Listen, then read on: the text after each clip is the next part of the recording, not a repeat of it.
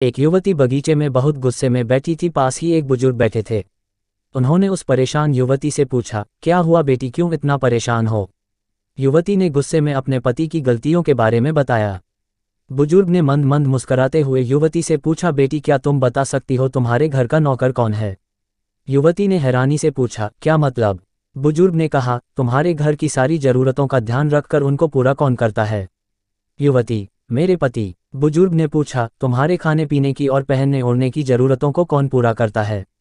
युवती, मेरे पति। बुजुर्ग, तुम्हें और बच्चों को किसी बात की कमी ना हो और तुम सबका भविष्य सुरक्षित रहे, इसके लिए हमेशा चिंतित कौन रहता है? युवती, मेरे पति। बुजुर्ग ने फिर पूछा, सुबह से शाम तक कुछ रुपयों के लिए बाहर वालों की और अपने अधिकारियों की खरी खोटी हमेशा कौन सुनता है? युवती, मेरे पति। बुजुर्ग, परेशानी और गम में कौन साथ देता है? युवती, मेरे पति। बुजुर्ग, तुम लोगों के अच्छे जीवन और रहन सहन के लिए दूर दराज जाकर सारे सगे संबंधियों को यहाँ तक कि अपने माँ बाप को भी छोड़कर जंगलों में भी नौकरी करने को कौन तैयार होता है?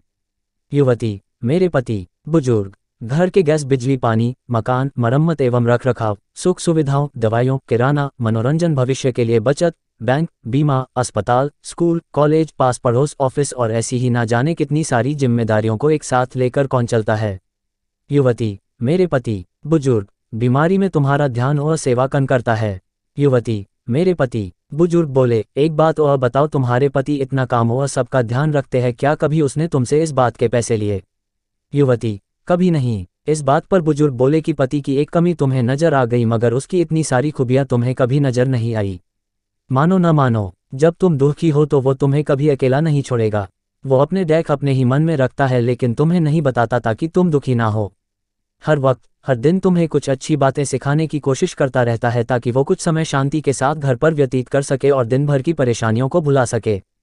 हर छोटी छोटी बात पर तुमसे झगड़ा तो कर सकता है, तुम्हें दो बातें बोल भी लेगा परंतु किसी और को तुम्हारे लिए कभी कुछ नहीं बोलने देगा। तुम्हें आर्थिक मजबूती देगा और तुम्हारा भविष्य भी सुरक्षित करेगा।